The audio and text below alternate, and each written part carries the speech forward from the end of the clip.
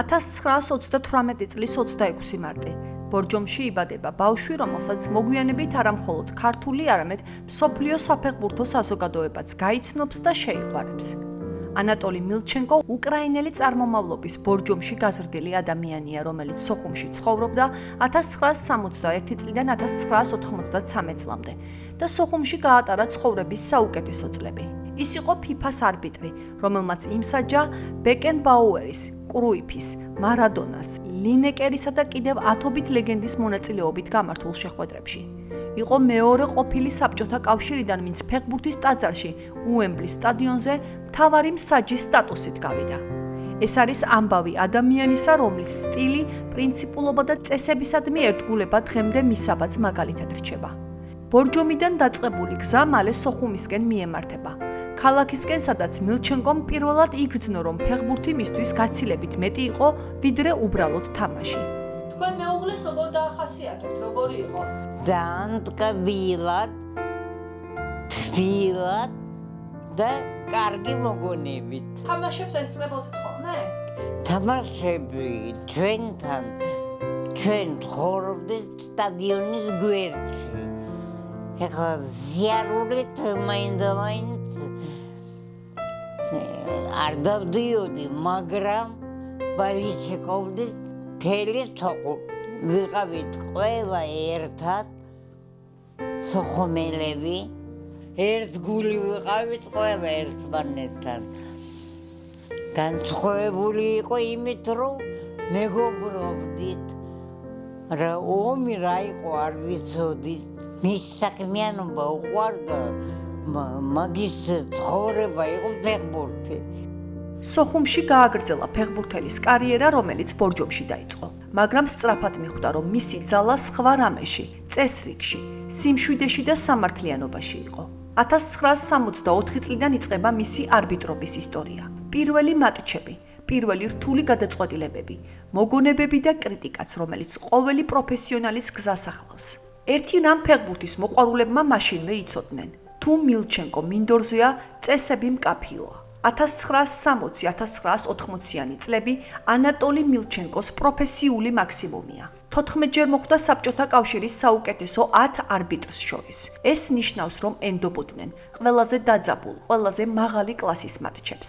1967 წელს ის გახდა საკავშირო კატეგორიის მსაჯი. 1979 წელს კი FIFA-ს არბიტრი ხდება. ეს უკვე საერთაშორისო სცენაა. ევროპის და მსოფლიოს ჩემპიონატების შესარჩევი თამაშები, გადამწყვეტი შეხვედრები, ემოციით სავსე სტადიონები. საკმარისია მხოლოდ რამდენიმე სახელი: ბეკენბაუერი, კრუიფი, მარადონა, ლინეკერი. ის მათ თამაშებს წყვეტდა და მის გადაწყვეტილებას პატივს სცემდნენ. 1985 წელი უმნიშვნელოვანესი აღმოჩნდა. მან უემბლიზე ჩაატარა ოფიციალური თამაში ინგლისისა და თურქეთის ნაკრებებს შორის. იმ პერიოდისთვის ეს უდიდესი პრესტიჟი იყო. საბჭოთა კავშირის ისტორიაში მანამდე მხოლოდ ერთი არბიტრი, ნიკოლაი ლატიშევი იყო ამ სტადიონზე მთავარი მსაჯი. მილჩენკო მეორე გახდა. მაგრამ მისი ცხოვრება მხოლოდ საერთაშორისო კარიერით არ შემოიფარგლა. 1990-1992 წლებში ის თავის შვილთან, ზურაბთან ერთად მსაჯობდა საქართველოს ეროვნულ ჩემპიონატში. დავამთავრე სკოლა, დავიწყე მსაჯობა მამაჩემთან და დავდიოდით ქალაქის პირველობაზე, სოხუმის პირველობა იყო, მერე აფხაზეთის პირველობა რაიონებში დავდიოდი და მერე უკვე ვიყავი პირველი კატეგორიის მსაჯი. მერე რომ გავხდი რესპუბლიკური კატეგორიის მსაჯი, დავდიოდით საქართველოს ჩემპიონატზე და მერე მეორე ლიგის საკავშირო ჩემპიონატში.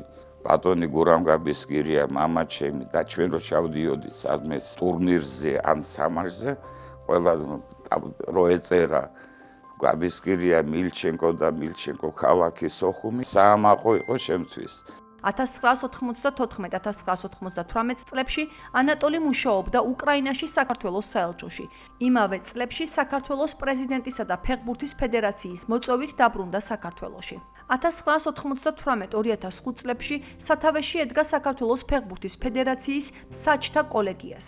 2000 წელს ანატოლი კი ოფიციალურად აღიარეს მე-20 საუკუნის საქართველოს საუკეთესო არბიტრად. მოგვიანებით 2005-2010 წლებში მუშაობდა თბილისის ვიტ-ჯორჯიაში. სიცოცხლის ბოლო წლებში მუშაობდა კვლავ საქართველოს ფეხბურთის ფედერაციაში, ახალგაზრდა მომზადების მენეჯერის პოზიციაზე. ის ცდილობდა, რომ პროფესიული წესები, რომლებმაც მას თავად გაუხსნა კარი დიდ ფეხბურთში, ახალი თაობებისთვისაც გადაეცა. ჩემთვის მამა იყო ძალიან კეთილი, ძალიან თბილი ადამიანი და უსაყვარლესი. როგორც ჩემთვის, ეგრევე ყველასთვის. ძალიან უყვარდა თავისი საქმე, სოხუმი უყვარდა ძალიან. ბორჯომიდან არის წარმოშვებით და ბორჯომლები ძალიან უყვარდა და უყვარდა ბოლომდე. სულ პატივს სცემდა ყველას. როგორც თბილისში. უკრაინაში ცხოვრობდა 5 წელი. იქაც მოღვაწეობდა. მე ვიყავი 25 წლის სოხუმი რო დავტოვეთ. სოხუმლები არიან სხვანაირი ხალხი. სულ იგონებდა სოხუმს. ანატოლი მილჩენკო 2011 წელს გარდაიცვალა, თუმცა მისი ისტორია დასრულებული არ არის. დღეს მისი ცხოვრება მკითხველს წიგნი ანატოლი მილჩენკო ბორჯომის სოხუმი უემბლის სახით უბრუნდება. წიგნი, რომელიც ავტორებმა სოხუმელმა ჟურნალისტმა თენგიზ პაჭკორიამ და მისმა თბილისელმა კოლეგამ დემიკო ლოლაძემ მრავალწლიანი შრომით, მოგონებებითა და საარქივო მასალით ააწყვეს. სათაური თავად ანატოლი მილჩენკომ შეარჩია 2010 წელს. თითქოს უნდოდა 3 ქალაქი, 3 სიმბოლო, მთელი ცხოვრება ერთ ფრაზაში მოეთავსებინა. ბორჯომის სითბო და ფესვები, სოხუმი ახალგაზრდობა და პროფესიული მოღვაწეობა, უემბლი მწვერვალი და აღიარება.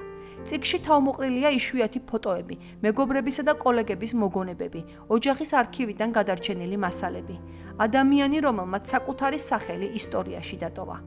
ანატოლი მილჩენკო, ბორჯომში დაბადებული და გაზრდილი, სოხუმში დავაშკაცებული უდიდესი პიროვნება, რომელიც ოქროს ასოებით შევიდა არა მარტო საქართველოს სპორტის ისტორიაში, არამედ მსოფლიო სპორტის ისტორიაში. ის იყო FIFA-ს არბიტრი. ვიცნობდი მას 1970 წლიდან სოხუმში ძველ სტადიონზე, ორჯონიკიძე ლისელიძის ქუჩების შორის იყო სტადიონი, 10 წლის ვიყავი და დავდიოდი ხშირად მატჩებზე. სოხუმში იშვიათად საჯობდა იმ პერიოდში, იმიტომ რომ როცა სოხუმში ჩამოდიოდნენ კიევის დინამო, მოსკოვის გუნდები, ერევნის, ბაქოს, თბილისის დინამო და ასე შემდეგ. იუმორით სავსე ადამიანი იყო. და ყოველთვის მეამაყებოდა ჯერ სკოლაში რომ სწავლობდი, რომ ასეთი დიდი პიროვნება იყო სოხუმელი ფაქტიურად და მისი ბრიგადა იყო გურამგავისკირია, ანატოლი მილჩენკო, ვლადიმერ ჩერნიახოვსკია. ეს სოხუმის ბრიგადა ძალიან კარგად საჯობდა. ის ოქროს ასოებით შევიდა საქართველოს სპორტის ისტორიაში. წიგნის იდეა დაიბადა ჯერ კიდევ 2006-7 წლებში, 2 წლის განმავლობაში ანატოლი მილჩენკოს ვიწერდი მის სამუშაო ოთახში, კაბინეტში, ვიტ-ჯორჯიაში მუშაობდა და ვიწერდით დიქტოფონი იმ დროს ხომ არ იყო ეს WhatsApp-ი და ტელეფონების ამდენი საშუალება. 2009-ში დავამთავრეთ ეს წიგნი, მაგრამ ვერ მოძებნეთ სპონსორი.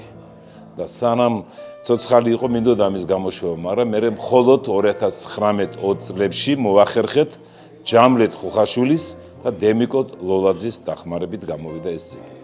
ანატოლი მილჩენკოს ცხოვრება წლების გასვლასთან ერთად უფრო ნათელი და ძვირფასი ხდება. მისი ისტორიიდან ჩანს, რომ შეუძლია ერთ ადამიანს საკუთარი ღირსებით, საკუთარი წესებით, სიყვარულით ფეხბურთისადმი შექმნას მემკვიდრეობა, რომელიც ბევრს აღზრდის. ის იყო პროფესიონალი არბიტრი, მოქალაქე, ადამიანი, რომლისთვისაც საქართველო, სოხუმი და ფეხბურთი ერთ საერთო მთლიანობად იქცა.